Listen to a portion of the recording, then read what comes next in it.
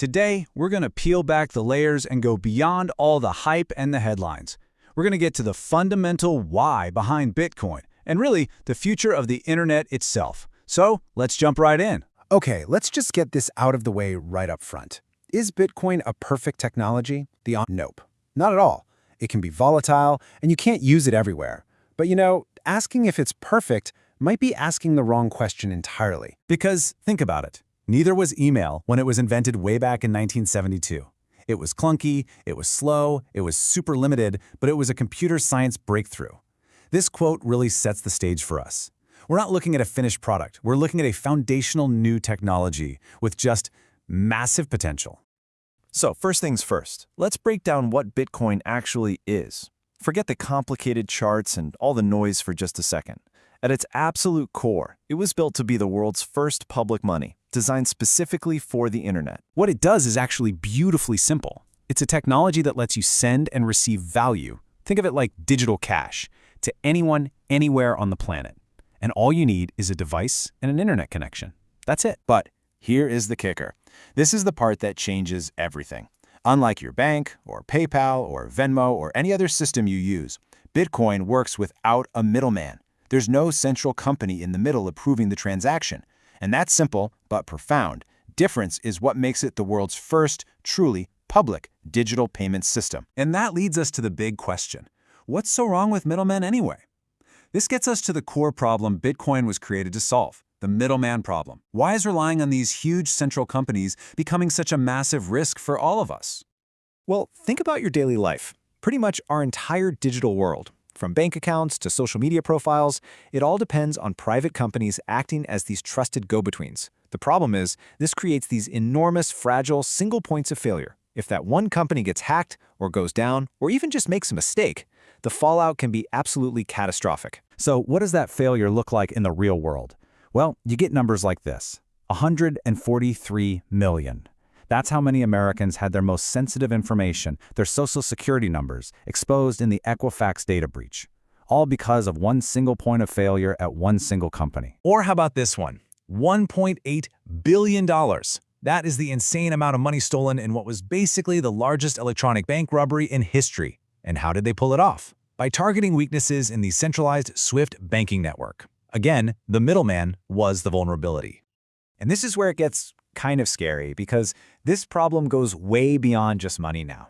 As we connect our physical world to the internet, what people call the Internet of Things, these same centralized weak spots are popping up in really critical places.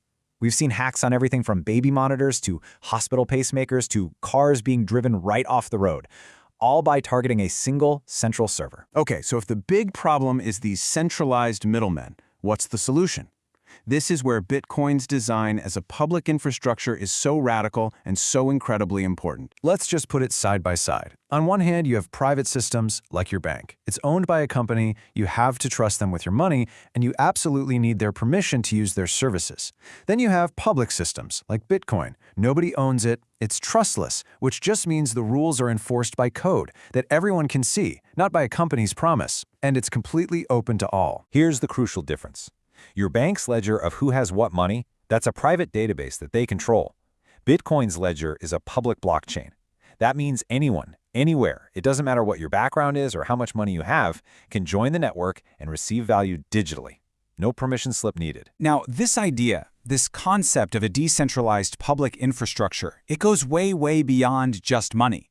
It's really the core principle behind what a lot of people are calling Web3, the next evolution of the entire internet. The easiest way to think about it is in 3 stages. First, you had Web 1. That was the read web. You mostly just consumed information, like on old AOL pages. Then came Web 2, the social media era. That became the read-write web, where we could all start creating and sharing our own content. And now, we're seeing the start of Web 3, which is the read-write-own web, where we can actually own a piece of the digital world we use every day. So why does this own part matter so much? What does that even mean? Well, it's a huge deal because it represents a fundamental shift in power, away from the giant corporations and back to the individual users. Let's just break it down.